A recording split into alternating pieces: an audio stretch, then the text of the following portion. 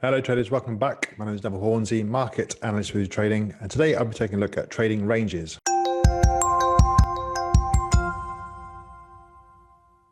Okay, first thing I want to do is define what a trading range is to me, and that would be a significant high and a significant low. So we're talking the monthly candle, the weekly or daily candle high and low, or it could be that I trade the first hour of the US session. So the high and low of that first hour is significant to me. So here we have a high and low over here. So we have this high here. This is the euro versus US dollar. So you can see all the way down here, there's a low. So we have the high and low of that. And then as you can see, prices move to the right-hand side of that range and trade within that all the way up and through till July, where we had a big sort of momentum breakout. So something fundamentally had changed.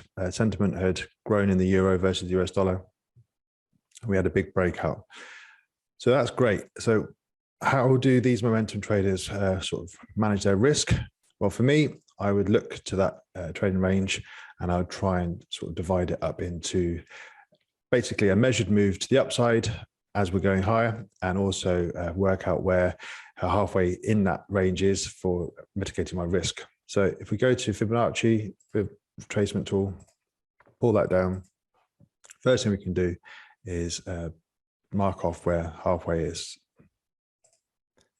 The next thing I want to do is work out a measured move to the upside. And to do that, I'm going to amend the Fibonacci here. So I'm going to change that to 25%, get rid of that, keep the 50, get rid of the 61.8, change that to 75, click extend right and apply. So now I've got four equidistant ranges here, and I'm going to pull this up until we get a match across two of these lines. So we've got 50% line here now, and the sort of high.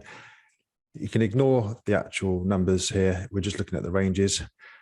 And here you can see prices moved up to 50% of the measured move. Traders like myself may have taken profits there, may have reduced the lot sizes and then locked in profits, because you don't want your winner to turn into a loser. Obviously, my risk, I said, was down here at 50% of this trading range. So for a risk to reward of 1 to 2, then we've got the risk here is 1, and then 1, 2 up takes us up to 1.235. Right, if we move to the right a bit more, now you can see that traders actually got up to that level, hit it exactly, and then took profits. And we can see that these buyers took initial profit. We had a big sell-off. All right, moving to the right. Is there going to be a continuation to the upside? Will there be a further measured move to the upside, or would there be a return back down to these levels here? So we had a swing high here, swing low here, so that's significant. Then we had this deep retracement, got a double bottom here. So if I just clear this so you can see it a bit easier, we in the analysis that I was doing, we had this double bottom here, which I always think is like a red flag to a bull, or in this case to a bear. So we have this swing high and then this swing low here. So that becomes an obvious potential trading range. And we're still thinking that we're going to go to the upside, carry on with this momentum to the upside. As we move to the right, we can see that price comes down and tests this swing low here. So this is actually now a trading range, and sentiment and momentum's shifted from being bullish to being more bearish. So again, we can use the Fibonacci retracement tool to define our take profit and also our potential risk. So once again, go Fibonacci, find out where the 50% of that range is, which is there. So anyone taking a sort of aggressive breakout here, if they were to put their risk all the way up here, then that's a fair distance. Whereas halfway back, you don't really want to sort of see that range. If we are, if we're looking for a momentum breakdown here, we don't really want to sort of see price come all the way back up there.